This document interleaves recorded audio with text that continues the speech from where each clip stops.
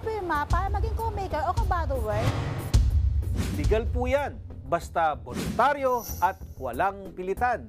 Ang pagiging co-maker o co-borrower ay pagkuha ng responsibilidad na magbayad sa utang ng iba.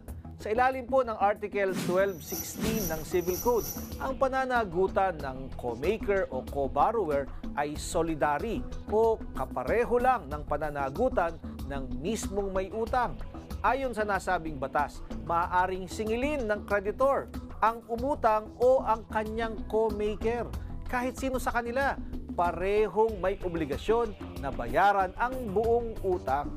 Kaya, ingat po tayo sa pagpirma bilang co-maker o co-borrower dahil maaari kang singilin para sa utang ng iba.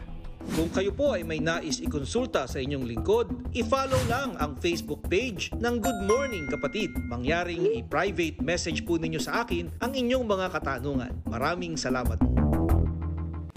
Mga kapatid, Chiki Roa Puno po. Simulan ang inyong araw na puno ng impormasyong kapaki-pakinabang. Sama na sa isang makabuluhang umaga. Tumutok at mag-subscribe sa social media pages ng News 5.